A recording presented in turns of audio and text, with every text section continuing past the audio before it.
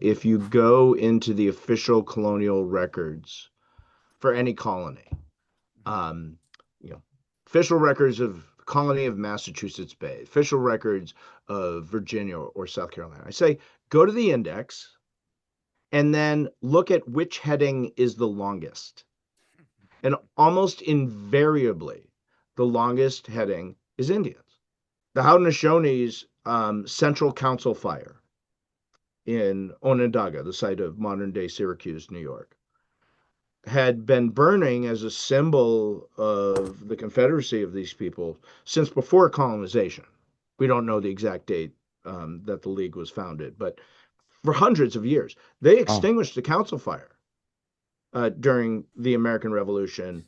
Any white colonist living in the Trans-Appalachian region doesn't know when an Indian raid is coming and doesn't want to abandon his homestead and his family to go serve in the Continental Army. So those attacks are enormously effective in disrupting recruitment for the Continental Army. Native people are going to keep up the fight. Let's be clear, right? They don't just roll over and surrender. George Washington's 5/6 of the operating expenses of George Washington's administration are spent fighting Indians. five, six. So we're 5/6. It's the central activity of the federal government during Washington's administration.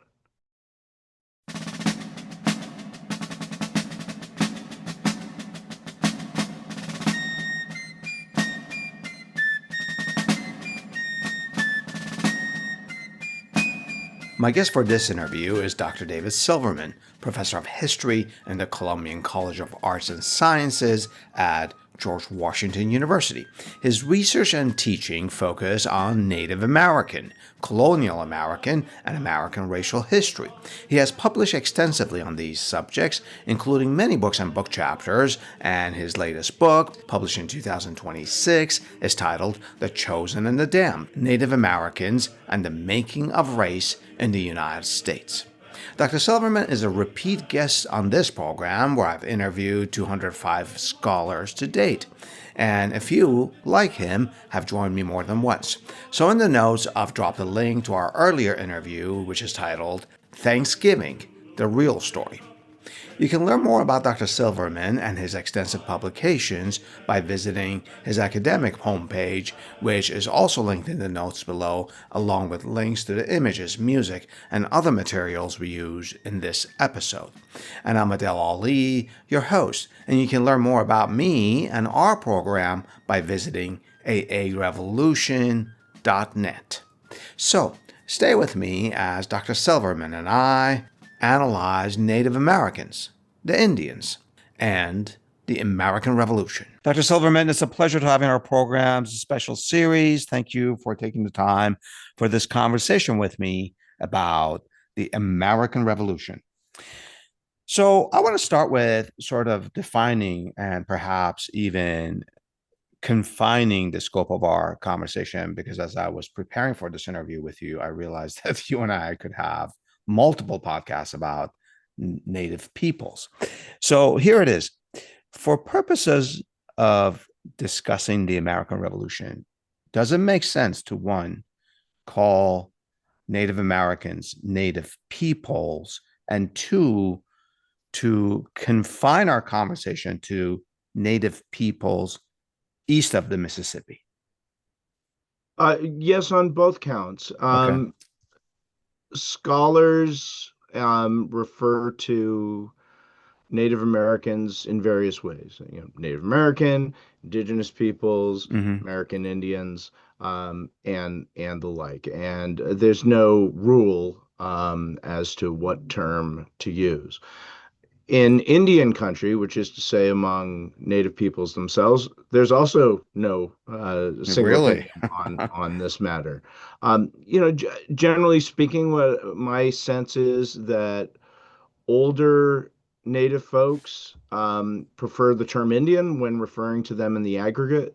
It's a misnomer to be sure, but they've appropriated it over the course of their lives and turned that label into a source of pride. Yeah, Um, yeah. a lot of younger folks, particularly college-educated folks, have drifted away from that term. They see it as an anachronism, and is racially loaded, and have adopted, mostly in the 1970s and 80s. Native Americans, more recently, indigenous peoples, has come into favor. Let me note, though, there are native-run institutions that use the term Indian. Hmm. The National Museum of the American Indian in Washington, D.C., is an example. The National Congress of American Indians, which is the main lobbying organization for tribes around the country, uses the term. And Indian country is a legal term in the United States. It's Okay, a cool. So designated area, by the government. so we'll stick to native peoples, just and Sure. that's and so let's talk about some of the native peoples east of the Mississippi in the Mhm. 1770s and Yep. the years leading up to and during the American Revolution. Were there native peoples that we could call nations, or did they have humongous settlements like size of cities? Um, the question of what to call native groupings is an ongoing matter of debate in Hmm. scholarly circles. Hmm. So, and let me preface this by saying that a lot of the debate has to do with how those terms will resonate politically today. So, today in 2025, Native American groups are organized into nations, which is to say, they have formal governments. Most of them would be recognizable to your average listener because they tend to be modeled on the structure of the United States. You have a single executive, a bicameral legislature, a judiciary, so on and so forth. So they're formally organized. They've written laws, and their operations are practically identical to those of any municipality, state, or the federal government, for that matter, in Okay. the United States. But when we're talking about the 1770s, very few Native peoples had adopted those structures, and their polities as such tended to be quite decentralized. Which is to say, some groups had chiefs, who normally inherited their position genealogically.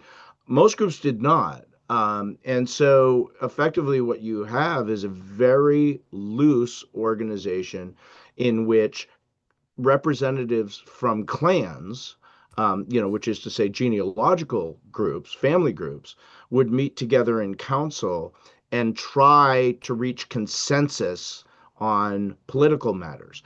None of these groups operated by majority rule. None of them had formal judiciaries. None of them had police forces. And those features, combined with the fact that most of these groups are in effect an extended cousinage, have led anthropologists and some historians across time to refer to them as tribes, rather than as nations. I prefer the term tribe. A lot of my colleagues do not, because they think it's dismissive of the legitimacy of those polities. But I think it's a more accurate description for these loose organizations of people. Now, these polities, these tribes, if you will, let's say we're talking about the Cherokees, the Mohawks, the Chickasaws, what have you.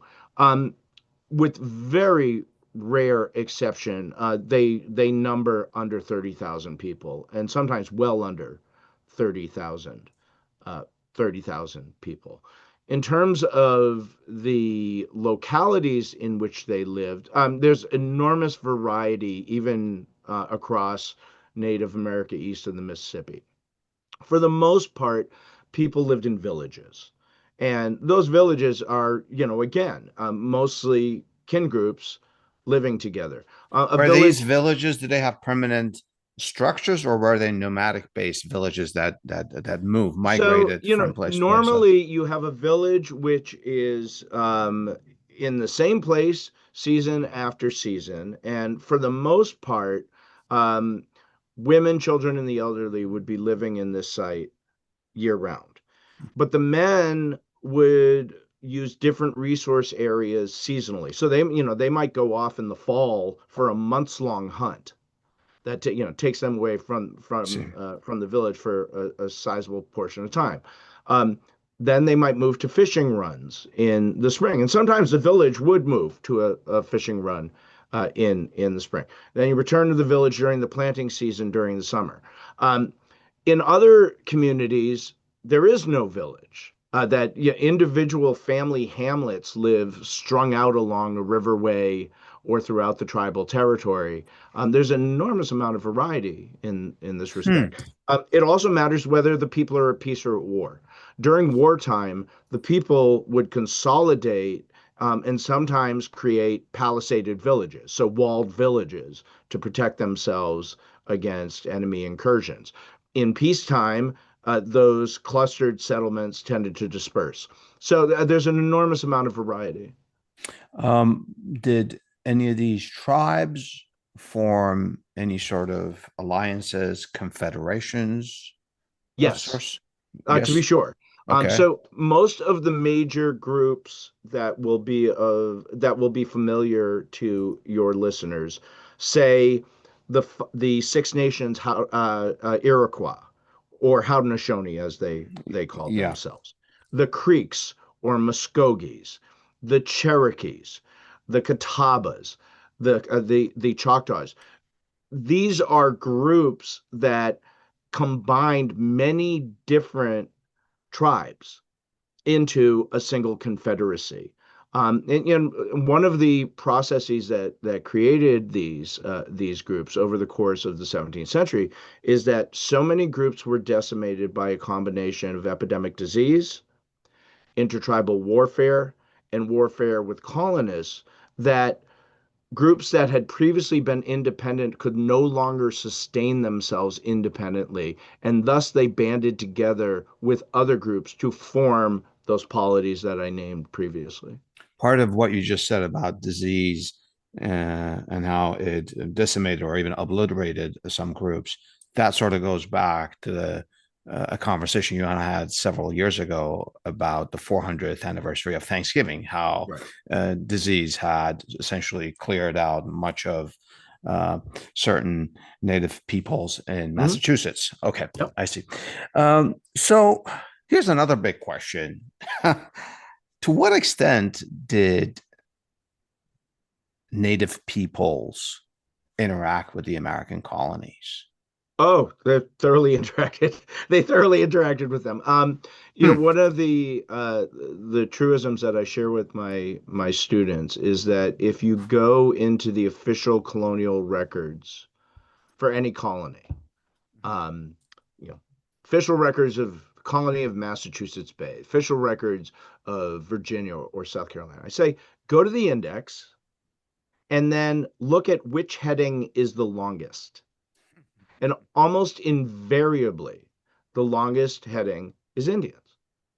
And that speaks to your point. And there's a lot of reasons for this. And so let's just start with the basic principle. Throughout the history of colonial America, Native people are most of the people. Yeah. It's not, and there's no competition here. They are overwhelmingly the majority of the people. They're militarily powerful and thus are a matter of concern with colonists.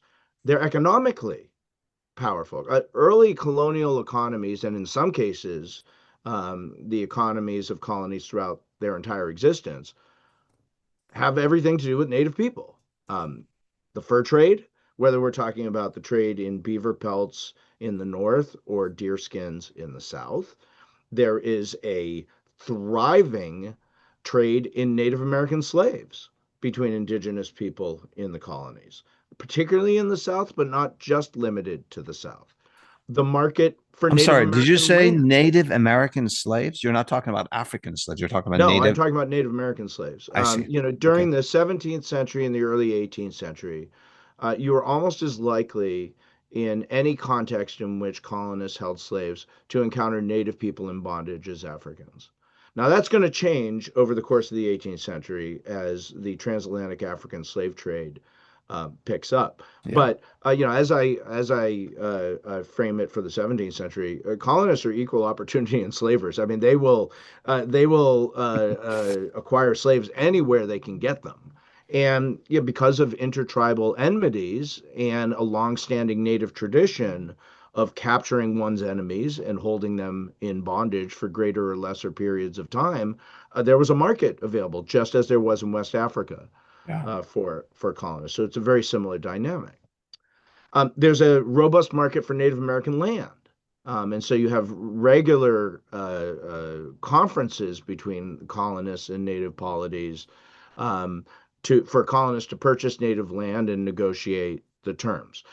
Whenever there's a war between the imperial powers of Britain, France, and Spain, and let's be clear, there's almost constant war between those powers from the Yeah. Yeah. 16th until the 1810s.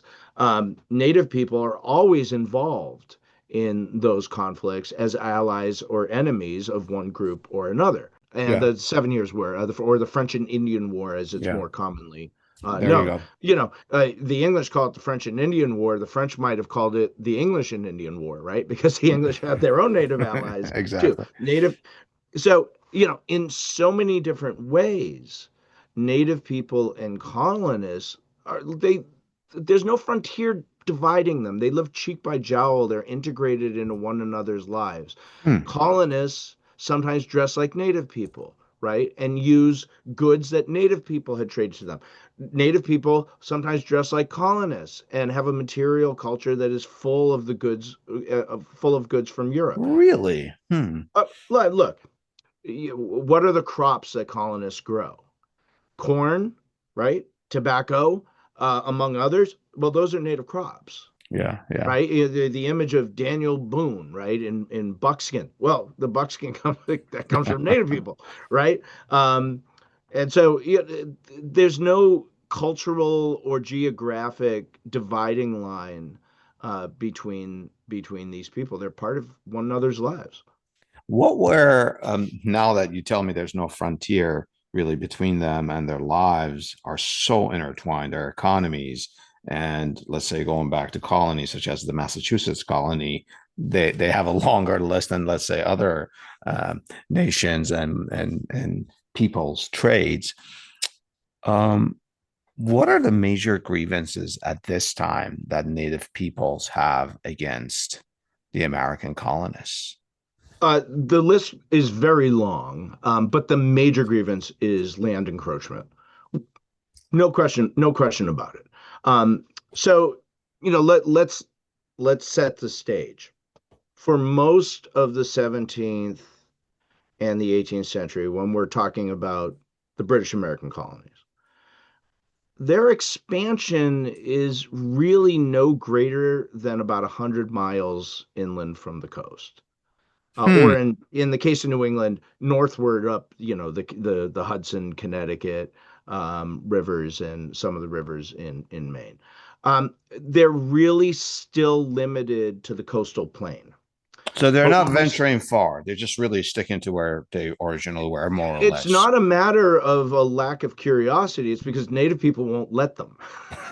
That's the issue, right? Native people are sufficiently powerful to keep them hemmed in on the east side of the Appalachian Hmm. Mountains, and really on the east side of the foothills leading to the Appalachian Mountains. Okay. But we have a significant change in the mid 18th century. And that significant change is that Britain has defeated France in the Seven Years' War. Now, New France or French Canada was never a populous place. The total population of New France on the eve of its defeat is about 70,000 people. That's one-fifth the size of Virginia. Wow. But the French had a presence throughout the vast interior of the continent in the form of fur traders, military posts, and Jesuit missionaries. And they armed native people to the teeth to serve as proxies in the imperial wars against the British, and enlisted native assistance in that mission. Um, and now that the French were gone, native people had been robbed of a really important ally who helped to counterbalance the growing strength of the English colonies. So the English colonies, when the French are defeated in the Seven Years' War in the early 1760s, their population is about 1.5 million people. By You're contrast, talking about east of the Mississippi? east of the Mississippi, this is just the British colonies. Okay. Population is about 1.5 million people. The total Native American population east of the Mississippi is 250,000. So, they need, native people need, and those native people are not united, right? They're divided into dozens of different groups. They desperately need an imperial rival to the British to help supply them, in particular, with guns, powder, and shot. They don't manufacture those weapons themselves, and they need them in order to wage war, not only against the British, but foremost against the British, but against one another and for their Yeah. hunting and so on and so forth. So the French are now gone. Between 1760 and 1775, upwards of 3% of the total population of Ireland and Scotland migrate to the British colonies. Those Wow. numbers include a population that is larger than the total native population east of the Mississippi River. More migrants, let me repeat my point, more migrants enter the British colonies in 15 years between 1760 and 1775 than the total native population east of the Mississippi. And those people are Wow. streaming into the Trans-Appalachian hinterland and provoking enormous conflicts with native people. So I'm talking about they're moving into the lands of the Six Nations Iroquois or Haudenosaunee in what's now upstate New York, the Shawnees and Delawares who are in eastern Ohio, the Cherokees who are in the Smoky Mountain region, the southern Appalachian region, and then the Muskogees or Creeks who are on the Georgia-Alabama border. This is a crisis of grand proportions for Native people, and they can clearly see that if this trend continues, they're going to be entirely displaced by these folks. That's the number one grievance. They don't have the ally. They don't have the sort of the arms or ammunition, and they don't have the numbers. That's correct. Yeah. Hmm. Okay. So that's their major grievance, and I think you're about to tell me that it may even get worse. So That did is correct. did so war is brewing in the colonies and also outside colonies, sort of in eastern, what is today continental United States and sort of eastern and southern Canada. What do Native peoples discuss? Do they think they should stay neutral? Is this a big decision? Do they fall into it? Or are they literally sitting and talking about this? Oh, they at length. Not only do they talk Hmm. about it amongst themselves, but they're very clear about their positions with both the American colonists and British officials who are courting them as allies. So, after the Battle of Lexington and Concord, and let's keep in mind here, there's over a year interval between the Battle of Lexington and Concord and the Declaration of Independence. So Lexington and Concord are in April 1775, and the That's Declaration of right. Independence, as we all know, is in July That 1776. is correct, right? So there is a state of rebellion, but the question of what that rebellion will mean is still being determined during that interval, right? Nobody's sure at this point whether it's going to be an independence movement. And the native peoples are tuned into this. Native people are thoroughly tuned into it because you have parties from both sides, both from the British imperial side and from the rebel American side, who are reaching out to Native people and courting them to join one side or the other. And almost Hmm. universally, what Native people say is, "We want nothing to do with this." This is, they call it a war between brothers. And they say, there's no winning, there's no winning for us in all of this. All we're going to do is lose lives and land, no matter what side we choose. I'm surprised you said universally. I wasn't expecting that. It I is universal. No question about it. Okay. And especially it's the old guys. It's the old guys in Native communities who have lived through these wars before, and the young guys are always chomping at the bit, right? They want to Yeah. prove themselves as warriors. Yeah. They usually don't have families that they have to defend. They haven't seen how disastrous war is. Yeah. And when the old guys, they've already consolidated their reputations as warriors, and they don't have anything to earn. And what they say, and they have wisdom on their side. What they say is, this is not going to go the way you think it's going to go. Yeah.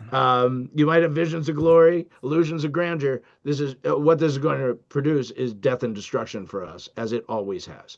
Let's stay out of it. The problem is they can't stay out of it, They right? I made the cannot. point earlier. They are thoroughly integrated with this world. And so Hmm. the staying neutral is not a possibility. They know that the colonists are going to continue to encroach on their lands, even if they remain neutral on this. And they know that if they don't side with the British are going to cut off their supply of trade goods, which they desperately need. So, let me be clear about this dynamic Hmm. here. Native people by the eve of the revolution, Native people living east of the Mississippi, have a material culture that depends on trade with Europeans. Um, they get much of their clothing from Europeans, all their metal tools, right? They don't produce metal tools. So the kettles they cook in, the knives they cut with, the needles they sew with, the fishing hooks they fish with, um, guns, powder, and shot. Most native people have not used a bow and arrow for hunting ever by this time, right? The gun is part of their daily life, essential to male roles as hunters and warriors. They need these goods, and they desperately want them to, right? They can do without the clothes and the tools. They could fall back on their traditions there, but they need the weaponry. They need it. The colonies don't produce that weaponry. They don't produce anything. I mean, they grow crops, but they don't have any manufacturing to speak of. All of those goods come from Britain. What's more, if you're native people and you're trying to size up who's going to be the winner here, right? You want to side with the winner. Of course. Who Yeah. would bet on the colonies? Right? Britain is Yeah. the most powerful empire in the world. They just defeated France. That saying that the sun never sets on the British Empire, well, that begins in the 1760s. Britain really does have a global empire by that point. So it has might on its side. It has manufacturing on its side, and what's more, British officials, and not only British officials, the king himself promises native people that if they side with Britain against the colonies, Britain will defend their lands. Wow. Well, That's a closer. that's a closer, and as a result of that, and the recognition that the American colonists are not going to stop encroaching on native lands, no matter what they say. Native people know that. Any native group that is not already surrounded by the colonial population sides with Britain. Now, those who live surrounded by colonists, who are overwhelmingly on the side eventually of independence, they don't have a choice. I'm talking about small groups like the Wampanoags in Massachusetts, the Narragansetts in Rhode Island, Pequots and Mohegans in Connecticut, Catawbas in South Carolina. If they side with Britain, they're sitting ducks. They're You're they're just they're washed dead on out. arrival. Yeah. Dead Yeah. on arrival. Their neighbors will slaughter them. Um, They can't afford to make that choice. So they tend to side with the colonies. Not because they necessarily support the colonies' cause, but because they have no other choice. It's the only leverage they have with these people is to show that they're good allies of them. Those are the dynamics at play. So, do native peoples unite into one force, or are they sort of in patches confronting the colonists on behest of the Right. British? No, it's community by community by community. And one of the many things that the British complain about endlessly about their native allies is their lack of commitment to the cause. They say, well, they will accept payment in goods to go out and launch raiding parties, but they won't put any of their men at risk. If they're not sure of an overwhelming victory, they won't fight. That's it. Or if things aren't going their way, they abandon the campaign. Or if the payment they expect is not promptly delivered, they quit. Or if one of their guys gets killed, they say, "Oh, that's it, we're through." They're very fickle allies in this, right? Because they don't have a stake in the colony's independence or Britain's supremacy in this. This is not their concern. Their concern is their own material and physical well-being and protecting their lands in the future. So a few minutes ago, I said that's a deal closer where British said we'll protect your land. That was not that is not impetus enough for them to be all riled up and be passionate about this war. That in and of itself. Well, I mean, correct. I mean, and not in and of itself. I mean, when colonists invade their lands, they get quite passionate about Yeah. that subject. But fighting for the British cause is not enough for them. Yeah. We also have to note, Native people do not organize militarily the way that Europeans and white Americans do. Um, they don't have armies in which common soldiers are supposed to follow the orders of military officers without question. That's not how it works. When they go out as bands of warriors, you're effectively talking about a group of brothers, cousins, uncles, and nephews, fathers and sons, right? These are kin groups and friends who are going out. And no one's really in charge. Whoever has the most military experience effectively makes suggestions that other people are deferential toward. But, if you violate their counsel, there's no consequence of doing so other than you might get yelled at when you get home. There's no punishment. In the British military, a soldier who violates orders is going to be whipped at the post, very often with hundreds of lashes. Even in the New England colonies, they use the biblical Hmm. limit of lashes and set it at 35. But that would be unheard of in native communities. No one's going to treat So another they don't person have the military discipline or hierarchy to sort of right. So they're create. not going to line up in a battlefield as they're getting picked apart by another similarly massed force 100 yards away. They call that insanity.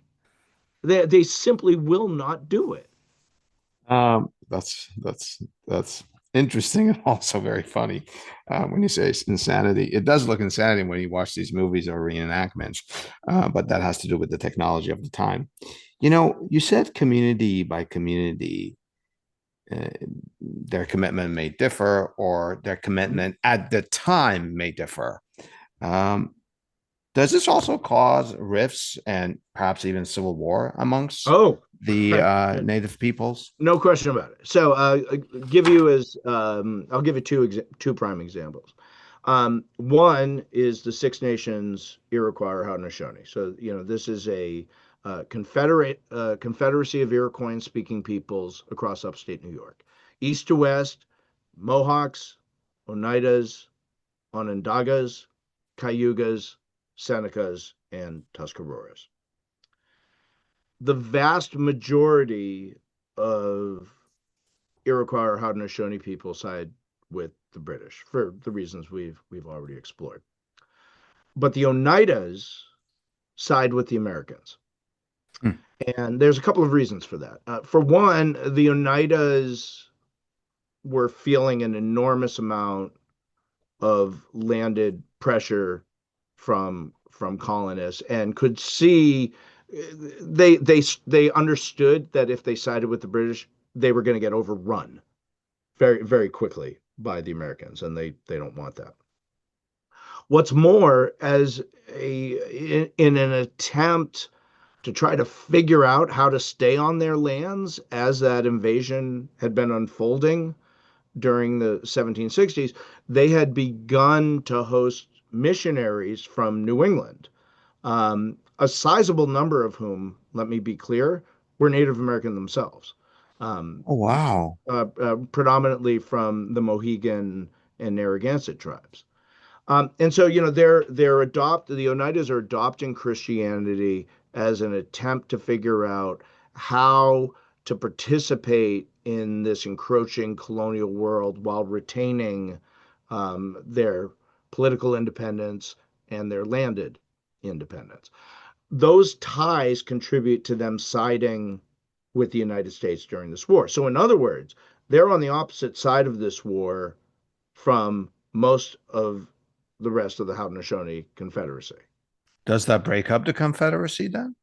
It does break up the Confederacy. Indeed, Hmm. what the Confederacy does, because there's such stiff disagreement within the ranks, and let me be clear, a smattering of Onondagas and Tuscaroras also side with the U.S. Um, the Haudenosaunees You mean extinguished side with the British? correct. A small Most of the number of rest them. side with the British. Okay. The Haudenosaunees Central Council Fire in Onondaga, the site of modern day Syracuse, New York, had been burning as a symbol of the Confederacy of these people since before colonization. We don't know the exact date that the League was founded, but for hundreds of years, they Oh, extinguished the council fire during the American Revolution and say everyone can go their own way during this war and we'll reunite after the war. But that's not what happens.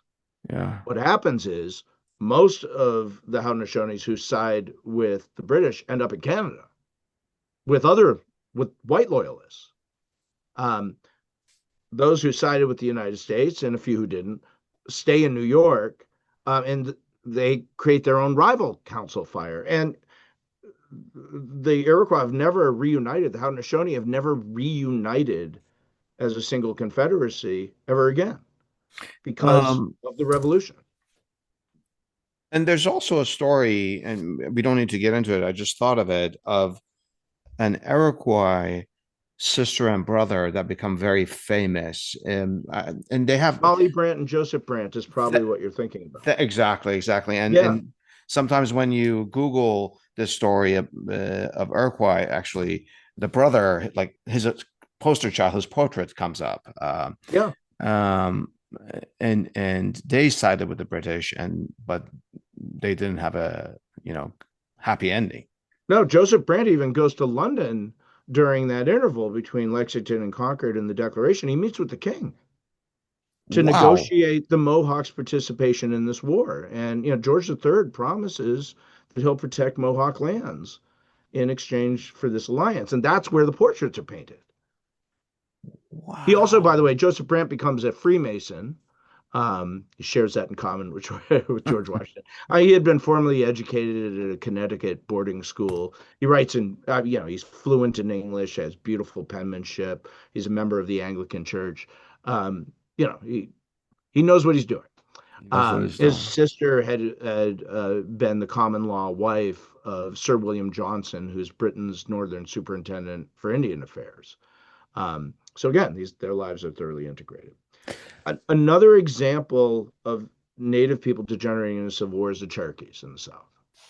Okay. Um, the Cherokees initially side with the British and then suffer multiple scorched earth invasions from the Americans, and it devastates their country. Dozens of towns burned to the ground. The people suffer starvation. Their population dwindles by estimates by 50%. Wow. So they're suffering enormously, and so eventually the old guys say enough, enough. We will cede land to the Americans in exchange for peace. But the young guys, they want to keep up the fight, and they're led by a war leader named Dragon Canoe, and he forms a breakaway band of Cherokees that he calls the Chickamaugas, Hmm. which means the real people. And the Chickamaugas call the Peace Cherokees Virginians. Um, and the Chickamaugas keep up the fight. The problem is that the Americans will not distinguish between war Cherokees and peace Cherokees. And so when the Chickamaugas attack the Americans retaliate by attacking the peace Cherokees, right? So now there's a rift between the Cherokees over this matter. Oh. These kinds of divisions characterize Native American communities throughout the East in response to the American Revolution. So is it fair to say that a majority of native peoples side with the British? The overwhelming majority of Native Overwhelming people majority. Okay. side with the British.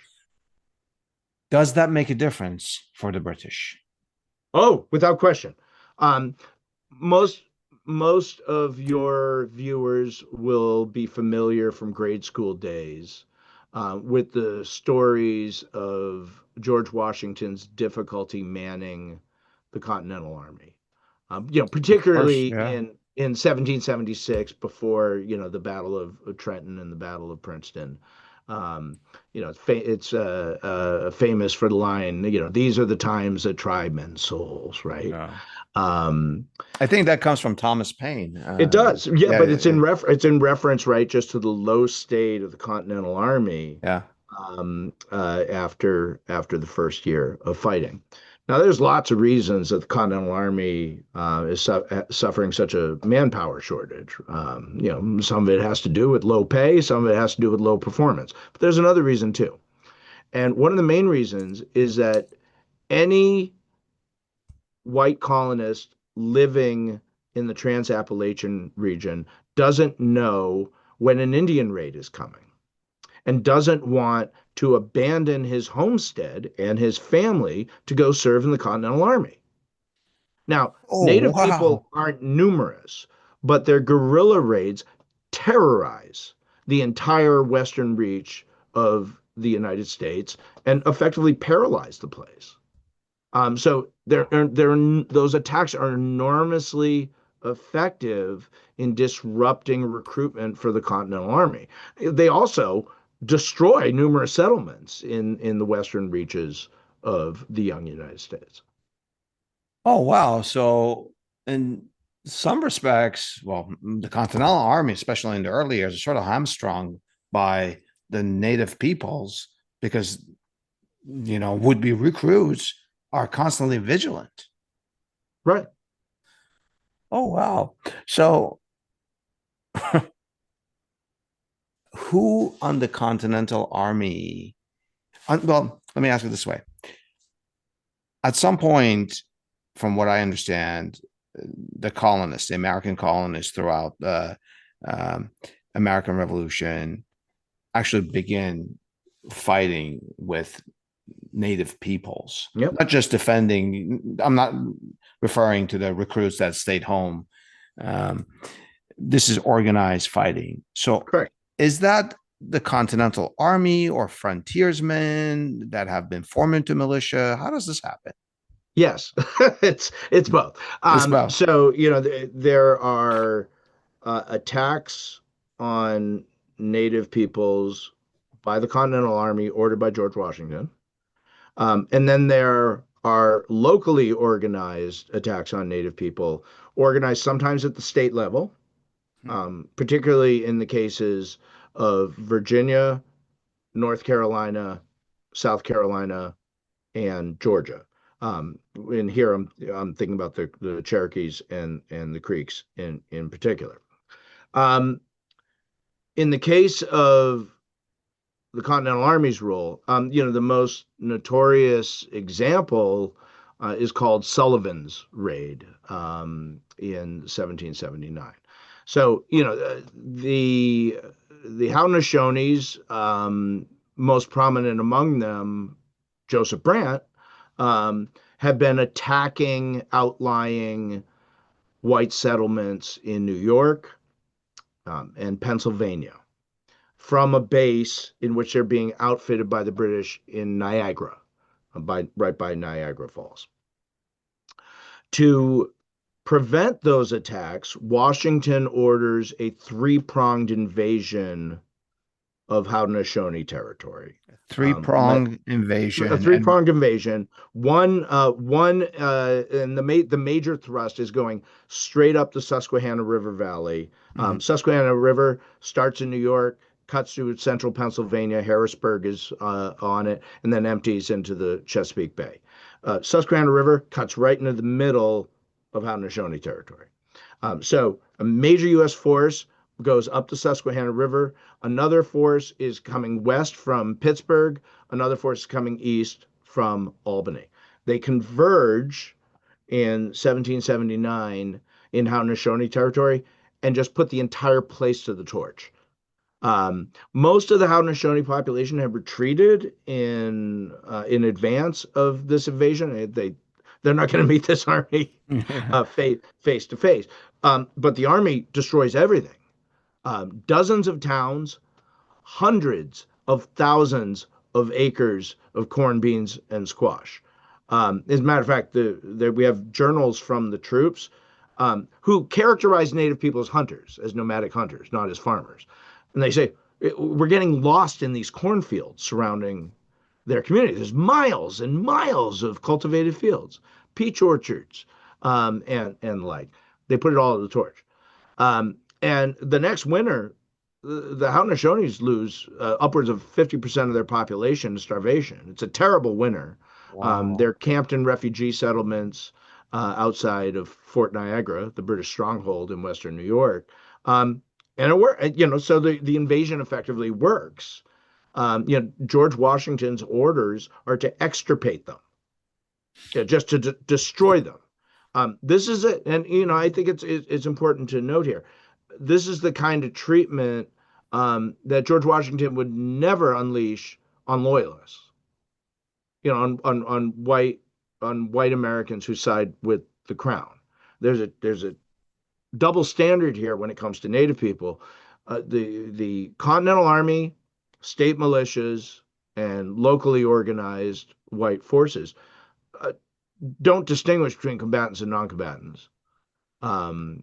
They launch total war against Native people. Their excuse is, well, that's how Natives war against us. So that's what they Yeah. get. Yeah.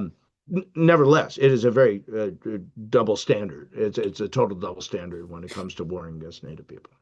1779, when you said three-pronged attack, I sort of Yeah, repeated that to make sure that I heard it correctly. 1779 is still 2 years before Yorktown and yeah, 4 years before the Paris Peace Treaty. Okay. right.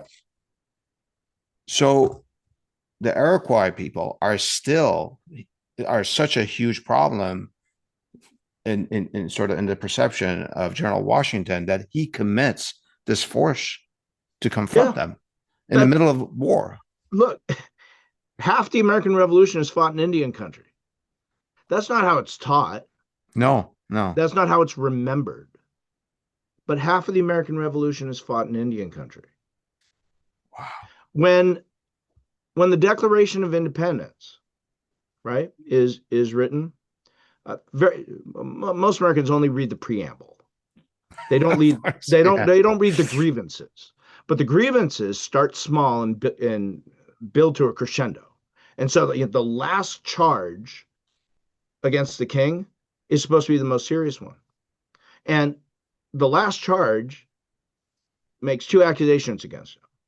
One is that he has effectively um, recruited black slaves to join the British against the rebellion.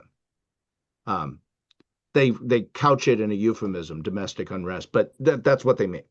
But the final part of that grievance, right, is that he has unleashed the Indian savages, whose Wow. known method of warfare is an undistinguished destruction of all ages, sexes, and conditions. That is the single greatest accusation that warrants breaking away from Britain, and it sets the tone for the whole war. Native people are not bid actors. They're not they're not a side note to the American Revolution. They're fundamental to it from its beginning to its end to its legacy. That's that's not how we've learned No, the American Revolution. not at all. Do you teach this to your students? For as long as I can, I will. To be sure. Right. Wow. And listen, and I'm it's so you don't have okay. to take my word for it. Read the Declaration of Independence; it's No, right there. I'm not doubting you. It's just okay. Wow. Let's take a break here. In the next segment, I'll ask Dr. Silverman how the native peoples made out after the American Revolution. We'll be right back. Dr. Silverman, I'm about to ask you a question that I, to some extent, unfortunately, I know I know the answer to. And here it is.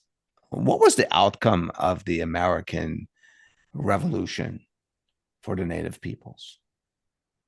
It's an abject disaster. And indeed, I would go so far as to contend that Native people are the big losers of the revolution. The British Empire does fine after Yeah, the revolution. Indeed, the British Empire reaches new heights without the burden of having these unruly North American colonies that tend to provoke wars with Indians and then expect Britain to bail them out yeah. and pay the cost. Um, When you native say, if I people, may interject one moment, please, Dr. Sullivan, when you say native peoples are big losers, just correct me on this name, please. Joseph Brant? Am I saying that correctly? Joseph Brant. Yeah. But you said he went to England and he met with King George III and they He formed did, an alliance. yeah. So you move forward, you have the Paris Treaty. Are they part of the treaty? Are they something carved out for him? You're smiling at me. Is this The a Treaty of naive, Paris totally doesn't stupid mention Native question? people at all. Britain cedes all of its claims east of the Mississippi River to the United States. Let's be clear, that's Indian land. It's not British land. We have these maps of the Treaty of Paris, right? This massive territory now claimed by the U.S. Those maps never identify the native people on the land, right? Because they're designed to project forward U.S. national claims based on Britain's cession. The assumption, both on the part of the British Crown and the young United States, is that native people are not legitimate polities with legitimate claims to the land. They're like wolves roving the wilderness from again from the perspective of the signatories. Um, but Native people don't view things that way at all. When they get news of the treaty, by most accounts, they just stared. Like, what are you talking about? How does the King of England have the right to cede our land, which we've never given to him, to another country? Right. This is a game that's being played between the U.S. and Britain. And then they start talking back, and there's a case of the Chickasaws saying, this is an act of cruelty that Christians only are capable of doing. And they just throw the hypocrisy of this treaty back in the faces Hmm. of the white Americans who are trying to convince Native people that now they have no more legitimate right to the land. What Native people are left with, though, is a newly founded nation that is premised on dispossessing them. So let's be clear about what we're talking about here. The way the Continental Army recruits troops for George Washington's forces is by giving them land bounties. Well, where is that land supposed to come from? Let me tell you, it's not going to come from George Washington's vast claims. It is premised on the assumption that the United States is going to acquire native land, whether by conquest or by purchase, and then it will distribute that land to the soldiers. Let's also be clear about how this war was funded. The war is funded, and indeed, the early republic is floated almost entirely on foreign loans. Loans from France, Spain, and the Netherlands. As far as Those Spain, loans are, hence the dollar, that's why we call our currency dollar because of the money we were getting from Spain, right? I believe so. Yeah, yeah. The, those loans are premised on the part of the creditor and the borrower alike on the assumption that the United States will eventually acquire and then sell to settlers millions of acres of native land. Because, in the early republic, the federal government has no power of taxation whatsoever. Under the Articles of Confederation, you have to have unanimous consent among the states to raise any taxes, which is to say you're never going to raise any taxes.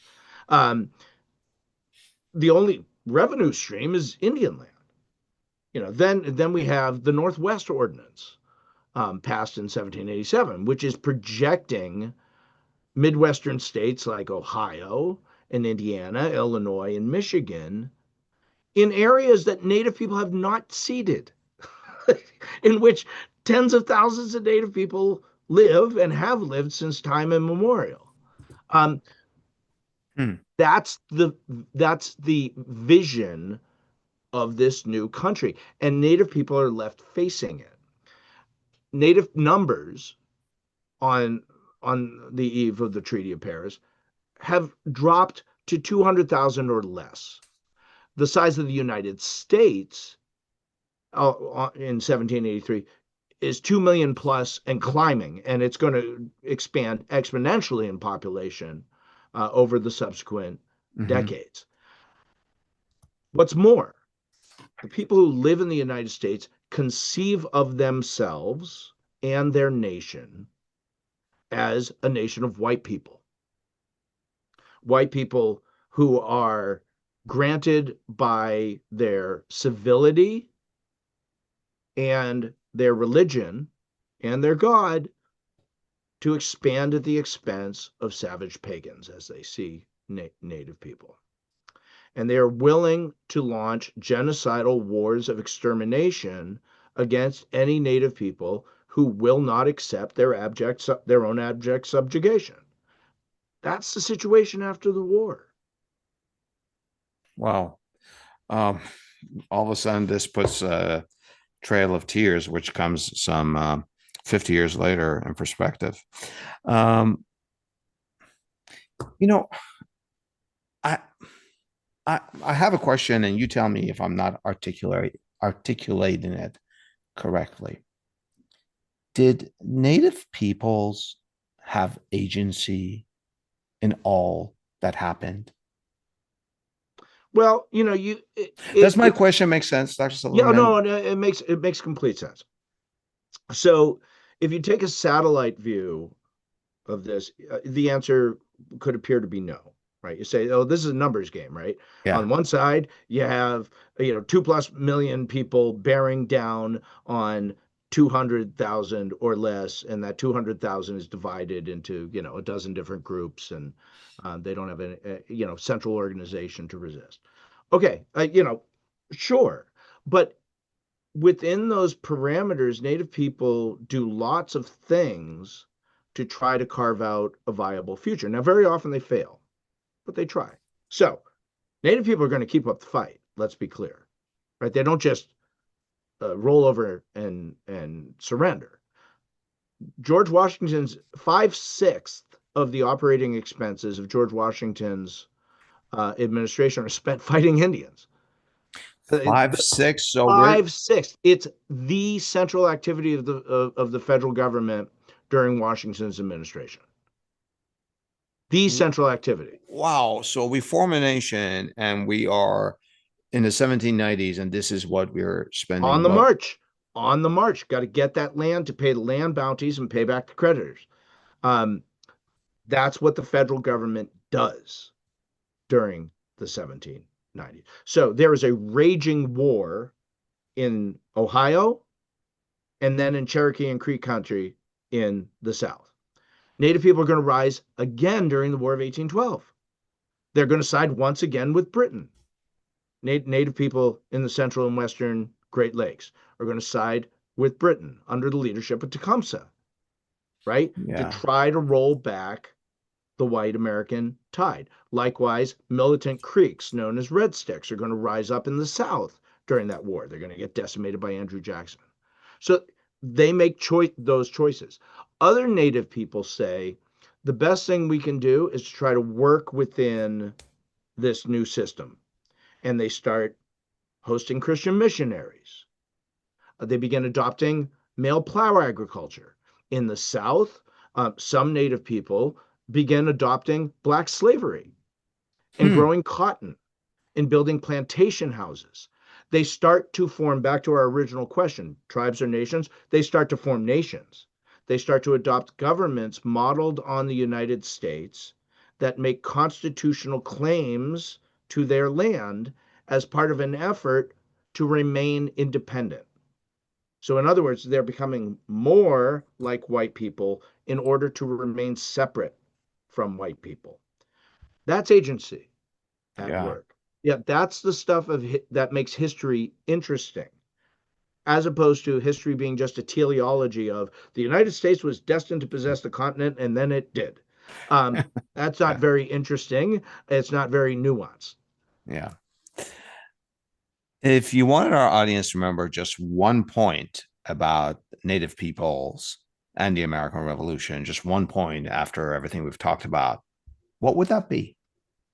It would be that Native people are a fundamental part of the American Revolution in every stage of it, from the beginning to the end. That's wonderful. Dr. Silverman, thank you so much for educating me and our audience about the American Revolution. And to our audience, if you know of any history that could provide more perspective about the American Revolution, please share it with us and tell us what's your perspective. Thank you so much. This was wonderful. It's been my pleasure. Thank you.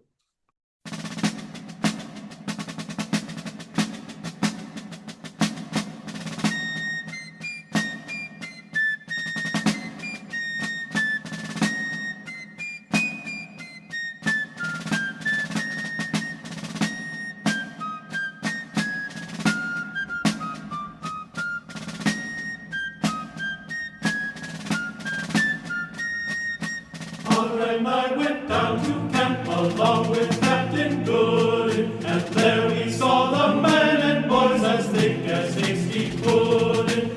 Yankee Doodle, keep it up, Yankee Doodle dandy. Mind the music and the step, and with the girls be handy. And there was General Washington upon a slapping stallion, giving orders to his men. I guess there was a million. Yankee Doodle, keep it up, Yankee Doodle dandy. Mind the music and the step, and with